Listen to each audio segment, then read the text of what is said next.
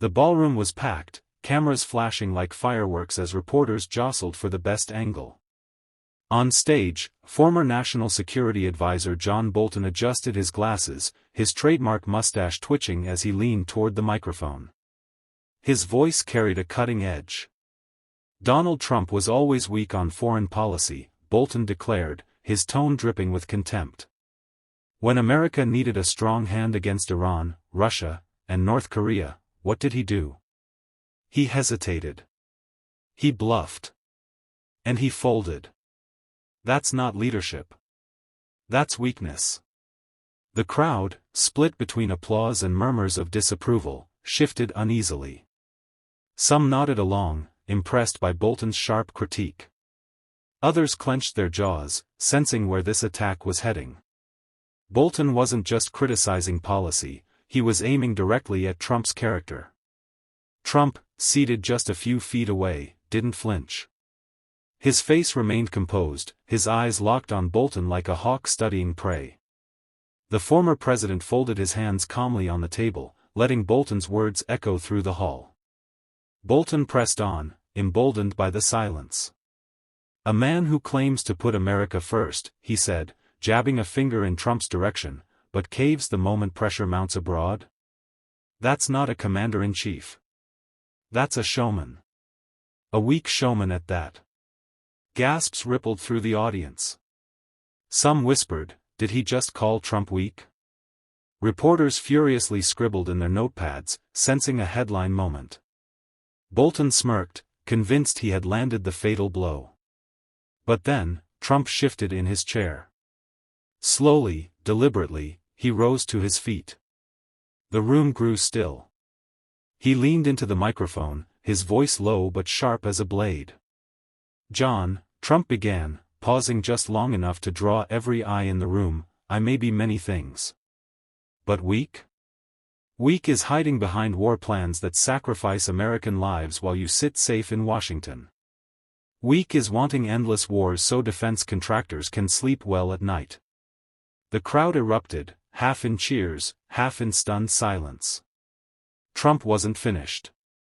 Trump let the crowd's reaction simmer before continuing, his voice rising with each word. "You call me weak, John? Let me remind you, while you were busy scribbling memos and whispering in back rooms, I was staring down Kim Jong-un in person. I walked into North Korea. No president had ever done that. And I didn't need your war plans to do it." The audience erupted into applause, the kind that rolled like thunder through the hall. Cameras flashed wildly. Bolton's smirk faltered, but he quickly forced it back onto his face. He adjusted his tie, but the slight tremor in his hand betrayed him.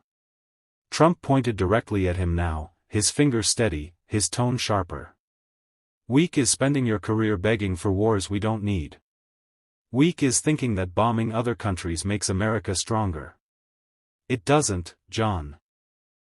It makes us poorer, it drains our blood, and it buries our soldiers. And that's all you've ever offered, more wars, more coffins." Gasps echoed, followed by cheers. Veterans in the front rows rose to their feet, saluting Trump with nods of approval. Bolton shifted uncomfortably, but Trump wasn't done. "You know what real strength is?" Trump continued, his voice booming. "It's saying no to the swamp. No to the endless war machine. Real strength is bringing our troops home and still having the enemies of America shaking in their boots. And believe me, they shook, John. They shook every single day I was in office." Reporters scrambled to capture every word. The energy in the room had shifted completely. Where Bolton's critique once commanded the space, Trump's presence now filled it entirely. The former president paced slowly across the stage, never breaking eye contact with Bolton. "And John," Trump added, his voice dropping low, "weak is calling me names now, when you didn't have the guts to say it when I was in the Oval Office." The crowd erupted, cheers, laughter, chants of, "Trump! Trump! Trump!" Bolton's face flushed red, and for the first time, he seemed small behind the podium. Trump leaned back slightly, a confident grin forming. The comeback was just beginning. Bolton adjusted his microphone, trying to salvage control of the room. His voice cracked slightly as he attempted to push back. You call it strength, Donald? Sitting across from dictators, flattering them while America's allies questioned your judgment? That's not strength. That's recklessness. The world laughed at you. The words landed, but instead of rattling Trump, they seemed to fuel him. Trump leaned forward, gripping the podium with both hands, his eyes narrowing like a lion ready to pounce. His voice dropped to a measured, deliberate tone that carried even more power than a shout. No, John. The world didn't laugh at me, Trump said. The world laughed at you. At bureaucrats like you, who've been in Washington for 40 years and never won anything. You sit in your office, safe and comfortable, pushing paper, while sending young Americans to die in wars you never had the courage to fight yourself. The audience erupted, applause and shouts of agreement surged through the room. Bolton's face twitched, his mustache bristling as he reached for his notes, but his hand shook just enough for the cameras to catch it. Trump took a slow step forward. When I walked into a room, people listened. Putin, Xi, Kim, they didn't laugh, John. They sat up. They knew that if they crossed me, they'd pay a price. That's not weakness. That's power. And you can ask anyone in that room, they'll tell you. Reporters scribbled frantically, their eyes darting between Bolton's flustered expression and Trump's commanding stance. A chant began to build in the back of the hall, USA. USA. Veterans, small business owners, and even some undecided voters joined in, the sound shaking the walls. Bolton raised his hand, trying to cut through the noise. This is theatrics, he muttered into the mic, but his voice was drowned out by the roar of the crowd. Trump seized the moment. Theatrics? Trump repeated with a scoff. No, John. This is reality. Theatrics is thinking you can insult me, call me weak, and not get crushed right here in front of America. The hall shook with cheers as Bolton's smirk vanished completely. Trump had turned the tables, and everyone knew the momentum was his. Bolton straightened his posture, gripping the podium as if it were the only thing anchoring him. He raised his voice, hoping volume would cover the cracks forming in his argument. Donald, you talk tough, but history will show you left America isolated. NATO didn't trust you. Our allies doubted you. You weakened the very alliances that have kept us strong for decades. The jab hit the air, but it didn't land. Trump's expression shifted into that familiar smirk, the one that signaled he was about to strike back with precision. He leaned into the microphone, his voice low, deliberate. John, let me explain alliances to you. An alliance isn't America paying everyone else's bills while they laugh behind our backs. An alliance isn't Germany cozying up to Russia while we foot the defense tab. You call that strength? I call it stupidity. And I stopped it. The crowd roared. Some even stood on their chairs, clapping and cheering. Bolton tried to interject, but Trump raised a hand, commanding silence without even needing to shout. You think they doubted me? Trump continued. They didn't doubt me, John. They feared me. And that's exactly why they finally paid up. Billions of dollars they owed NATO, suddenly on the table. Not because of you, not because of speeches, but because of me. That's what real negotiation looks like. Bolton's lips parted, but no words came out. His eyes darted to the cameras, realizing the optics were turning against him. Trump's voice sharpened, each word hitting like a hammer. Weak is writing books after you're fired, trying to cash in on stories you never had the guts to tell when you were in the room. Weak is talking about leadership when you've never led anyone in your life. Weak, John, is exactly what you are. The hall erupted, chants of Trump. Trump. Trump, shaking the walls. Reporters shouted into their phones, live-streaming the clash as it unfolded. Bolton's face flushed crimson. And Trump? He stood tall, basking in the energy of the crowd, knowing he had turned Bolton's own attack into a devastating counterstrike. Bolton clenched his jaw, forcing out a bitter laugh. "So this is your defense, Donald? Bullying. Intimidation. That's all you ever had. You never understood the delicate art of diplomacy. You think slamming fists on tables makes America safer? It doesn't. It makes us a joke." The line drew a few cautious claps from the back of the hall, but they were quickly drowned out by boos. The audience wasn't buying it. Trump raised an eyebrow, his expression somewhere between amusement and disbelief. He waited for the jeers to subside, then spoke with a steady, cutting tone. "Diplomacy?" Trump repeated. "John, your version of diplomacy is endless wars dressed up as strategy. You call yourself tough, but all you ever did was whisper into presidents' ears about bombing this country, invading that one. And every time, the American people paid the price, in dollars, in lives, in broken families." The crowd went silent, hanging on his every word. Trump leaned forward, his hand slicing through the air as he continued. "Here's the difference between you and me, John. You measure power by how many missiles you can launch. I measure power by how many wars I can stop while still keeping America respected. And let me tell you something, we stopped wars. We avoided disasters. And nobody dared test us while I was in office. That's called strength." The audience roared. Veterans saluted, families waved flags, and chants of "USA! USA!" shook the walls once again. Bolton's face turned pale under the stage lights. Trump's voice dropped into that unmistakable prosecutorial rhythm. "And John, let's be honest. If you were half as strong as you claim, you wouldn't be sitting here trying to make headlines off my name. You'd have a legacy of your own. But you don't. All you have is me. And tonight, you just reminded America why they trust me and not you." The room exploded.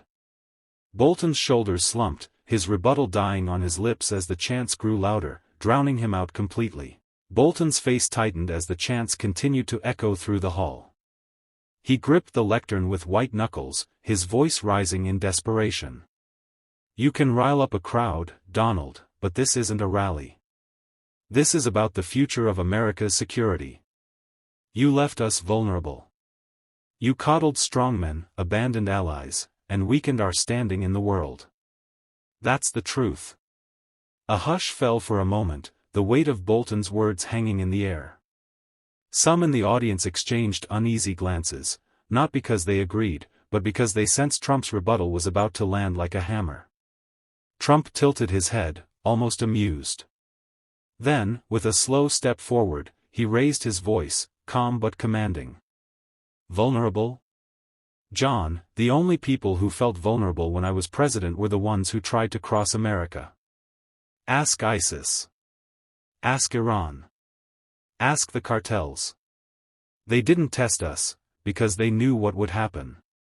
The crowd erupted again, the cheers drowning Bolton's attempted interruption. Trump raised his hand for silence, and the audience obeyed instantly. His control over the room was absolute. "You talk about allies," Trump said, his voice now booming. "Allies didn't abandon us, John. They respected us. They paid what they owed. For the first time in decades, America wasn't the sucker in the room. And you call that weakness? No. That's leadership." Cameras flashed wildly as Trump pointed directly at Bolton. "You write books about policy, John. I made policy. You lecture on security. I delivered security. And you sat in the corner, dreaming about the next war, the next intervention, the next way to waste American lives. You call me reckless, but I'm the one who kept us out of new wars for 4 years. That's strength." The audience was on its feet now, the chant of "Trump! Trump! Trump" rolling like thunder. Bolton's face sagged, his arguments collapsing under the sheer force of the moment. And Trump, with a grin that cut like a blade, leaned into the microphone. So tell me again, John. Who's weak? The crowd exploded, and Bolton's silence answered the question louder than any words could. Bolton's composure was slipping fast. He adjusted his tie, his voice trembling as he tried to regain ground. You're rewriting history, Donald. The truth is, you undermined America's credibility. You cozied up to adversaries and alienated our friends.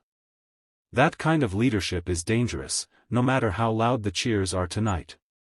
The words came out, but they lacked force. The audience barely reacted, waiting for Trump's inevitable counterpunch. Trump tilted his head, his signature grin spreading slowly as if he were savoring the moment. He leaned toward the microphone, lowering his voice to a near whisper, the kind of delivery that made every person in the room lean forward. Dangerous? Trump repeated. What's dangerous is the way you think, John. You believe endless wars make us credible. You think bleeding our country dry makes us strong. But let me tell you, the American people didn't elect me to please the foreign policy elite. They elected me to protect them. And that's exactly what I did. The hall erupted in cheers. Bolton's eyes darted nervously from side to side, clearly aware that the crowd was slipping further away from him. Trump's tone shifted, growing sharper, almost prosecutorial. You call me reckless. But I built the strongest economy America has ever seen. I secured the border, rebuilt the military, and demanded respect from every foreign leader. That's not reckless, John. That's results. That's leadership. Bolton's lips moved as if to form a rebuttal, but nothing came out. The silence was damning. Trump seized it instantly. And you had your chance, Trump continued. Decades in Washington, whispering in ears, writing memos, plotting wars. And what did you achieve? Nothing but instability, endless conflict, and a record that history will forget. That's the difference between us, John. I win. You write about it.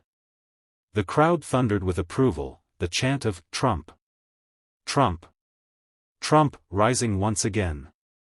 Bolton's shoulders sagged, his face flushed under the unforgiving lights. And in that moment, it was clear, Trump hadn't just defended himself, he had dismantled Bolton in front of the entire nation. Bolton, visibly rattled, tried to summon one last spark of authority. His voice cracked slightly as he raised it over the roaring crowd. Donald, you can insult me all night, but you can't change facts. History will remember that you abandoned America's leadership role. You weakened the very system that kept us safe for decades. You left chaos in your wake. The words floated in the air, but they lacked conviction. The audience murmured, unimpressed. Trump, sensing blood in the water, leaned on the podium with that unmistakable swagger. His voice dropped into a slow, deliberate cadence, the kind he used when he wanted to carve his opponent apart piece by piece. John, you talk about history, Trump said, his tone dripping with disdain. History won't remember you. You were an advisor, one of dozens. A background note in someone else's chapter. But me? History will remember me because I changed the game. I did what nobody else had the guts to do. The hall erupted in applause, and Trump pressed forward, his hand slicing the air for emphasis. You call it chaos? I call it results. Under my watch, America didn't start any new wars, the first time in decades. Our enemies respected us. Our economy soared. Our borders were defended. That's not chaos, John. That's America first, and the American people loved it. The crowd was chanting again, the sound shaking the very walls, USA. USA. USA. Bolton's face drained of color as the camera zoomed in, capturing every flicker of discomfort. Trump turned toward him, his tone sharpening into the kill shot. The truth is, John, you weren't strong enough to handle my presidency. You weren't tough enough to stand beside me. And that's why you're standing here now, throwing stones from the outside. Because when it mattered, you failed. And I didn't. The audience thundered in agreement, waving flags and stomping their feet. Bolton's shoulders slumped, his attempt at dignity crumbling under the weight of Trump's words. And in that moment, everyone in the room knew, Trump had just written the final word in this clash. Bolton's voice faltered as he tried one last retort. You can twist words, Donald, but the world saw what you did. You weakened institutions, you divided allies, and you left America isolated. That's not leadership, that's recklessness. But this time, even his own delivery betrayed him. His tone lacked conviction, and the audience shifted uncomfortably, waiting for Trump's counterpunch. Trump didn't rush. He let the silence stretch, his presence filling the stage like a heavyweight fighter circling for the final blow. Finally, he stepped forward, gripping the microphone with a quiet authority. Reckless? Trump repeated, his voice low and deliberate. The only reckless thing here is trusting John Bolton with any power at all. He calls himself a strategist, but all he ever did was push America toward wars we didn't need and couldn't win. And the American people? They're tired of it. The crowd erupted in thunderous applause, stomping their feet and chanting, Trump! Trump! Trump! Bolton tried to speak, but his words were drowned out by the roar of the audience. Cameras zoomed in on his uneasy expression, capturing the unmistakable image of a man defeated not by arguments, but by the sheer force of his opponent's presence. Trump raised his hand, commanding the room back to silence. His voice grew firmer, sharper, slicing through the air like a blade. America doesn't want your failed ideas anymore, John. They want results. They want borders defended, jobs protected, and enemies kept in check without burying our sons and daughters in endless wars. That's the difference between me and you. You talk about strategy, I deliver victories. Bolton's face sagged, his eyes cast downward. The cameras lingered on the contrast, one man soaking in the cheers of a nation, the other shrinking under the weight of his own words. And in that moment, the outcome was undeniable. Bolton hadn't just lost the debate, he had lost the room, the momentum, and the very legacy he was trying to defend. The room had reached a fever pitch.